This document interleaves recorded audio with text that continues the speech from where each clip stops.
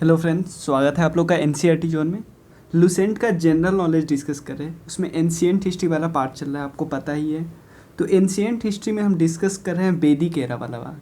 तो वैदिक लिटरेचर का एक वीडियो ऑलरेडी डिस्कस हो चुका है, जो कि है श्रुति वाला। श्रुति में 4 लिटरेचर थे जो कि आपको पता हो, जैसे संहिता, ब्राह्मणा, आरण्यका और उपनिषद। अब लेटर वैदिक ट्रेडिशन की बात करते हैं। इसमें जो लिटरेचर आपको डिस्कस करना है उसमें है वेदांगा, स्मृति, और ये वाला जो लिटरेचर है ये सारे कौन से स्मृति वाले। स्मृति का मतलब क्या है, किसी ने लिख दिया, किसी ने लिटरेचर लिख दिया और नेक्स्ट जनरेशन उस लिखे हुए चीज़ों से पढ़ेंगे। क्लियर है कि अब लिटरेचर किसी ने लिख दिया, ऐसा नहीं है। पिछले वाले में क्या था, श्रुति में क्या था, आप कान से सुनते थे, जैसे आपने सुना और अपने जनरेशन वालों को बताओगे आप। लेकिन इसमें क्या है, इसमें लिटरेचर, बाकायदा लिटरेचर लिख दिया, किताबें लिख दी, जिससे आप नेक्स्ट जनरेशन को बताओगे।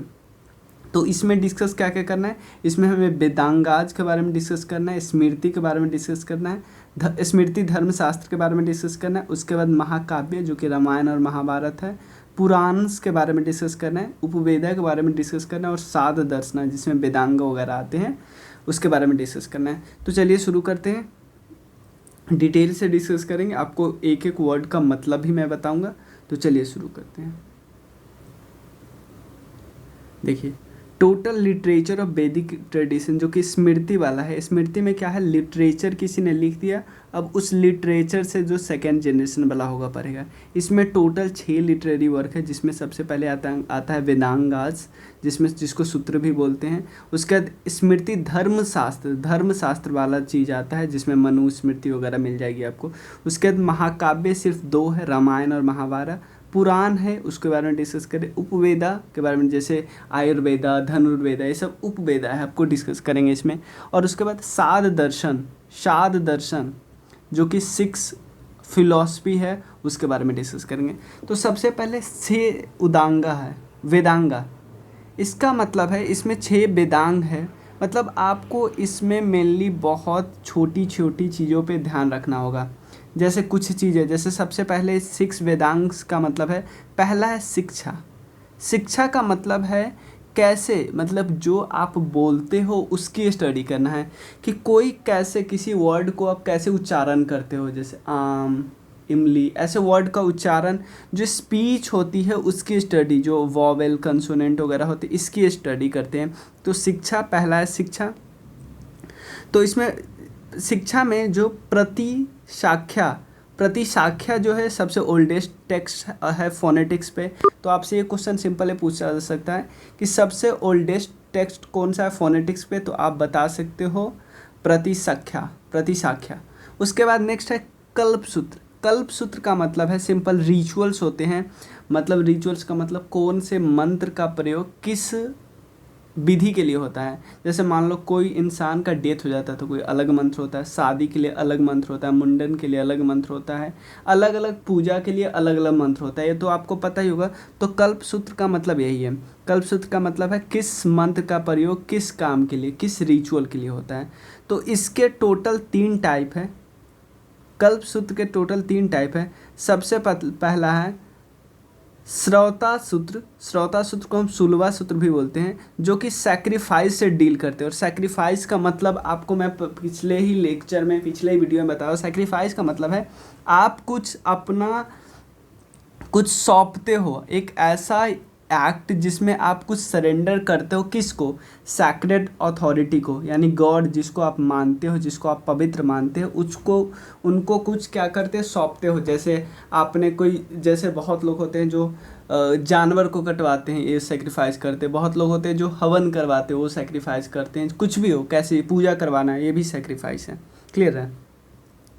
तो सबसे पहला है सौता सूत्र, उसको सुलवा सूत्र भी बोलते हैं। सेकंड है गृह से पता है आपको, घर, ऐसा मंत्र वगैरह जो कि फैमिली सेरेमनी में होता है, जैसे पूजा हो रहा है, किसी चीज़ का शादी हो रही है। उसका धर्म सूत्र, धर्म तो है वर्ण के से डील करता है, आश्रम से डील करता है। जैसे आश्रम में, अगर आश्रम में आप रह रहे हो, क्लियर है ना।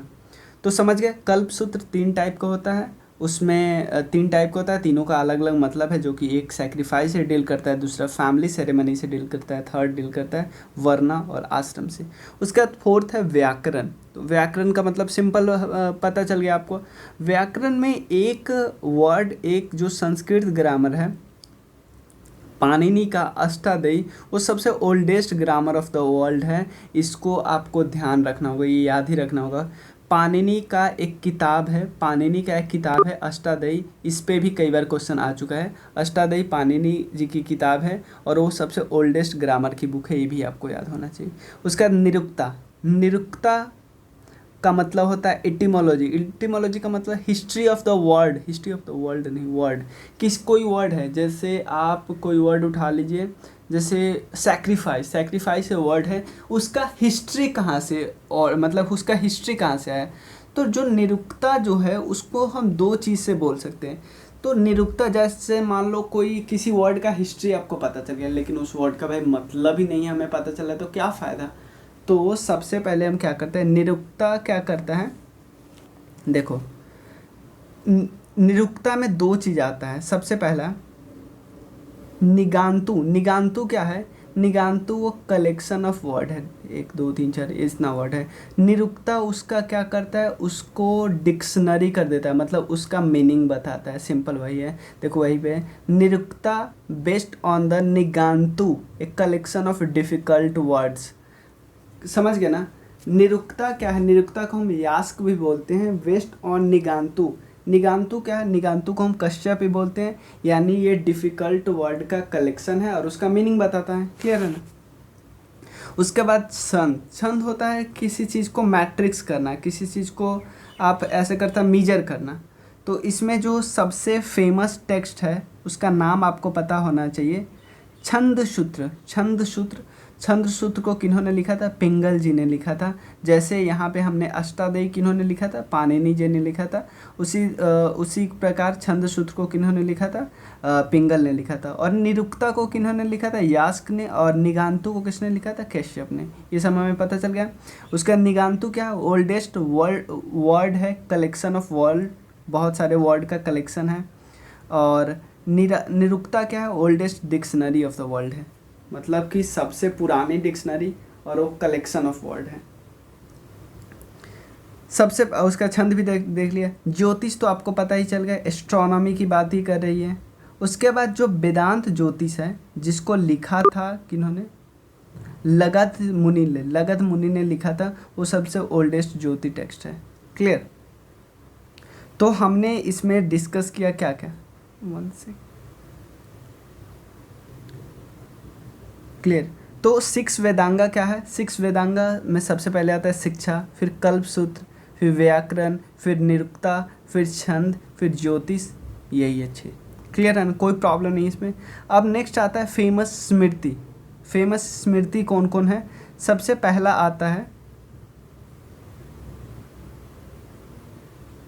सबसे पहला स्मृति है मनुस्मृति। मनुस्मृति तो आपको पता ही होगा, उसमें बहुत सारे रूल्स एंड रेगुलेशन लिखे थे कि कैसे किसी इंसान को फॉलो करना चाहिए, वुमेन को कैसे बर्ताव करना चाहिए, मैन को कैसे बर्ताव करना चाहिए, कौन किसका काम है।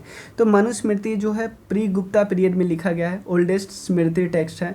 और इसके कमेंट्रेटर है, मतलब जो लिखे हैं कमेंट्रेटर, वो है, उनका नाम है विश्वरूपा, मेघातिथि, गोविंद राज और कुलुक भट्ट। नाम याद करने की ज़रूरत नहीं है, नहीं पूछा जाता है ऐसे। उसके बाद कौन सा है, याज्ञवल्क्य स्मृति, ये भी प्री गुप्ता पीरियड में लिखा गया है। इनके कमेंट्रेटर है विश्वरूपा, जिमुतवाहन, जिसको हम दैवभाग भी बोलते हैं, और विज्ञानसुरा, जिसको मिढाल रक्षा भी बोलते हैं, अपारक्षा, ए किंग ऑफ शिलाहा डायनेस्टी। ये किंग ऑफ शिलाहा डायनेस्टी थे, जिनका नाम है अपारका। तो इन सब ने मिलके कौन सा लिखा, याज्ञवल्क्य स्मृति। क्लियर है। नारद स्मृति, आप देखो बस नाम याद रखो स्मृति का, क्योंकि फिर बहुत डिटेल में हो जाएगा ये, क्योंकि उतना डिटेल में पूछता नहीं है। क्लियर है ना। उसके बाद प्रसरा स्मृति, ये भी गुप्ता पीरियड का है, मतलब वो दोनों थे प्री गुप्ता पीरियड का। प्रसरा स्मृति। उसके बाद हो गया बृहस्पति स्मृति और उसके बाद कात्यायन स्मृति, क्लियर है ना। तो टोटल 6 स्मृति है, क्लियर है ना। कौन कौन है, एक मनुस्मृति, याजनवाल्क्य स्मृति और नारद स्मृति, पराशरा स्मृति, बृहस्पति स्मृति, कात्यायन स्मृति, क्लियर है ना। तो अब मेन 2 महाकाव्य है। महाकाव्य कौन कौन है, एक है रामायण और एक है महाभारत। रामायण को जो लिखा था उनका नाम है वाल्मीकि, महाभारत को लिखा था वेद व्यास। और एक और चीज़ बता रहा हूँ, एक और डिफरेंस है, ये सबसे ओल्डेस्ट है, पुराना है सबसे, ये है सबसे लॉन्गेस्ट। इसमें टोटल अभी है 24,000 श्लोक, 24,000 वर्सेस बोल सकते हैं, 24,000 श्लोक है, हम ऐसे बोल सकते हैं। और जो कि बटा हुआ है 7 कांड में, 7 सेक्शन में बटा हुआ है। और सिंपल यहाँ पे बताया जाए, जो पहला और 7वां कांड है वो सबसे लेटेस्ट एडिशन है। 7 सेक्शन है, जैसे आपको पता है लव कुश कांड, किष्किंधा कांड, ऐसे ऐसे कांड है टोटल 7। उसी टाइप से हम अगर महाभारत को बात करें तो महाभारत यहाँ पे कांड में बटा है, महाभारत में बटा हुआ है पर्वन में। पर्वन को हम चैप्टर बोलते हैं। और एक और चीज़ जो सबसे इम्पोर्टेंट, टोटल 18 पर्वन है इसमें, टोटल 18 है। और टोटल 1 लाख से ज़्यादा श्लोक है, क्लियर है ना। इसमें कितना थे, इसमें 24,000 थे, इसमें 1 लाख है। और एक और चीज़ जो हमने देखा था कि इसमें टोटल कितना है, टोटल इसमें 18 पर्वन है ना, मतलब टोटल 18 चैप्टर है। तो 18 चैप्टर है, तो एक आपको पता होगा भगवत गीता भी किसी चैप्टर से आया है। तो भगवत गीता जिस चैप्टर से आया है उस चैप्टर का नाम है, यानी उस चैप्टर का नाम है भीष्मा पर्वन। यानी टोटल 18 पर्वन है, उस पर्वन में से एक पर्वन होगा जिसका नाम होगा भीष्म पर्वन। भीष्म पर्वन से आया है भगवत गीता, क्लियर है ना, कोई प्रॉब्लम नहीं है। उसका नेक्स्ट है शांति पर्वन, जो कि सबसे लार्जेस्ट पर्वन है महाभारत का, ये भी हमें पता है। उसका नेक्स्ट है पुराण। पुराण का मतलब होता है ओल्डेस्ट, नाम से पता चलता है पुराना, पुराना का मतलब होता है ओल्डेस्ट। देयर आर 18 फेमस पुराण है, जिसमें मत्स्य पुराण है, सबसे ओल्डेस्ट टेक्स्ट है। कौन सा है, मत्स्य पुराण। द अदर इम्पॉर्टेंट पुराण जैसे भागवत, विष्णु पुराण, वायु पुराण, आप सब ऐसा नाम जरूर सुने होंगे, Brahmanda Purana. They describe generally 5 subject. देखो पुराण क्या करता है, 5 सब्जेक्ट को डिवाइड करता है। पहला है सर्ग। सर्ग का मतलब होता है क्रिएशन ऑफ द वर्ड, किसी वर्ड का क्रिएशन कैसे हुआ। प्रतिसर्ग मतलब फिर से रिक्रिएशन कैसे हुआ वो उस वर्ड का, मतलब कोई वर्ड होगा डिजॉल्व होगा, फिर से उसका रिक्रिएशन कैसे होगा। वंशा का मतलब होता है जेनोलॉजी ऑफ गॉड एंड ऋषि, मतलब गॉड एंड ऋषि की वंशावली, कि ये गॉड आए थे, उसके बेटे ऐसे थे, उसके पोते ऐसे थे, जो वंश नहीं होते, वंश, उसकी बात है। उसके बाद है मनवंतरा, मतलब द रेन्स ऑफ द मनुज, द फर्स्ट ह्यूमंस, मतलब इसके जो मनुष्य थे उसके रेन्स की बात की गई है, वो की गई है मनवंतरा में, क्लियर है ना। मनवंतरा में मतलब कि मनवंतरा में मतलब इसके जो सबसे पहले मनुष्य थे, मनुष्य का मतलब सबसे पहले ह्यूमन बीइंग थे, उसके मोनार्क, जो मोनार्क थे उनके बारे में लिखा गया है इस पर्टिकुलर टर्म में, क्लियर है ना। उसके बाद है वंशानुचरिता। वंशानुचरिता में जो वेरियस रॉयल डायनेस्टी है उसके वंशावली के बारे में है। तो टोटल 5 सब्जेक्ट के बारे में डिस्कस करता है। कौन कौन, पुराण, ऐसे क्वेश्चंस आम बात है कि पूछ ले सकते हैं कि बताइए आपके इनमें से कौन कौन है जो पुराण के बारे में, मतलब किस इनमें से कौन कौन है जो वर्ड पुराण में दिया गया है। सबसे पहले सर्गा, सर्गा का मतलब क्रिएशन ऑफ द वर्ड। प्रतिसर्गा नाम पता, फिर से रिक्रिएशन। फिर वंशा, वंशा का मतलब गॉड और ऋषि है, उसकी वंशावली। उसके बाद है मनवंतरा, मनवंतरा मतलब जो मनुज है उसके जो मोनार्क है उसके बारे में बताना है। उसके वंशानुचरिता है, जो वेरियस रॉयल डायनेस्टी है उनकी वंशावली के बारे में है, क्लियर, कोई प्रॉब्लम नहीं। अब वह उपवेदा, ओके हाँ,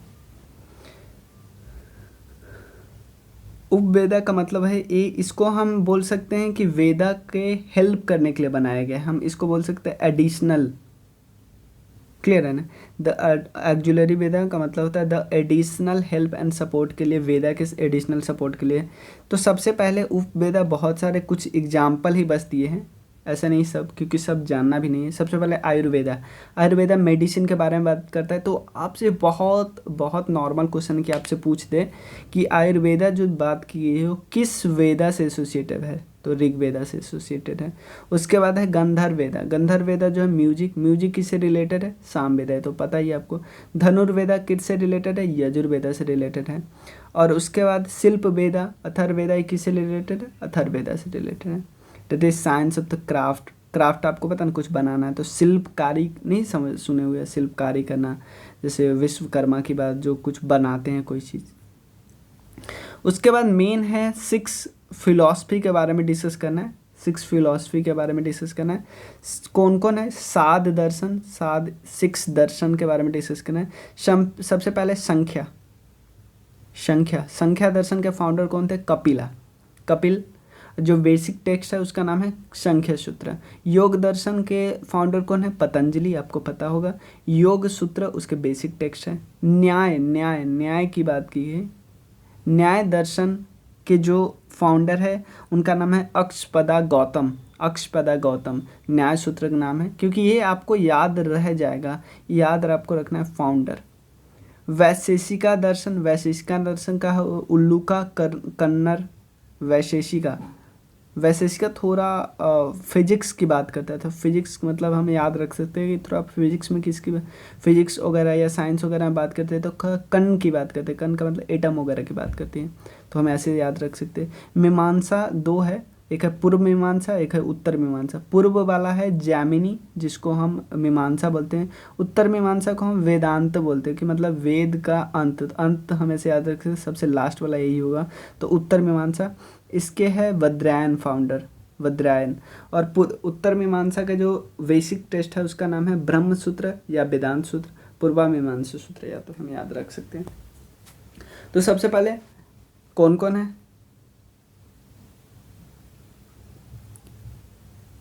संख्या दर्शन फाउंडर कपिल, योग दर्शन फाउंडर पतंजलि, न्याय दर्शन फाउंडर अक्षपदा गौतम, वैशेषिका दर्शन फाउंडर उलूका कन्नर, मीमांसा जैमिनी, वेदांत या उत्तर मीमांसा बोलते हैं वज्रायन।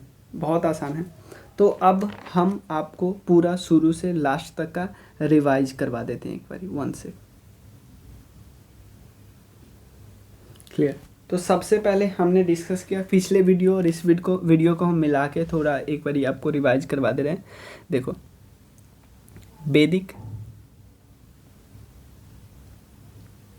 वैदिक लिटरेचर की बात करें तो इसमें स्टार्टिंग में जो है अर्ली और लेटर वैदिक है। इसमें हम बात करते हैं 1500 BC से लेके 1000 BC के बीच।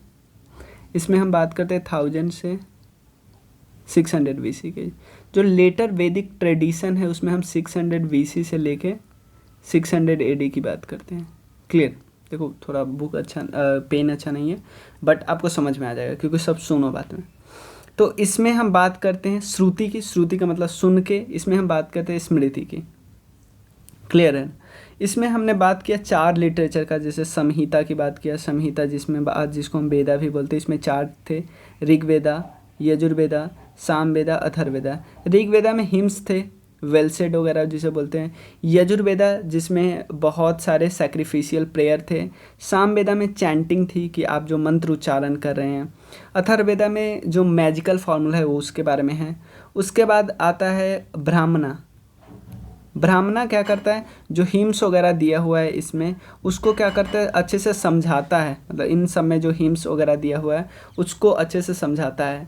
उसके बाद आता है अरण्यका जो फॉरेस्ट में जो लिखा गया है। उसके बाद आता है उपनिषद को हम फिलोसफिकल टेक्स्ट भी बोलते हैं। इसमें जो लिटरेचर वैदिक ट्रेडिशन में है उसमें पहला है वेदांग। उसके बाद है स्मृति धर्मशास्त्र। वेदांग में टोटल 6 है, आपको पता होगा। शिक्षा, कल्पसूत्र, व्याकरण, निरुक्ता, छंद, ज्योतिष। क्लियर।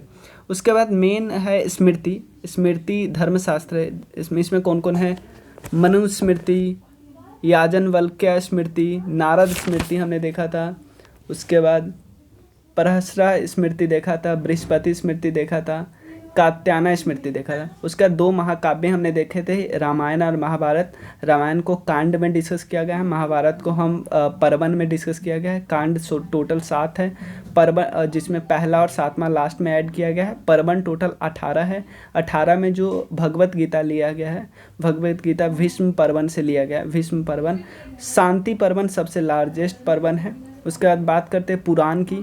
पुराण का मतलब ओल्डेस्ट टोटल 18 पुराण है, जिसमें मत्स्य पुराण, भगवत पुराण, विष्णु पुराण, वायु पुराण, ब्रह्मानंद पुराण।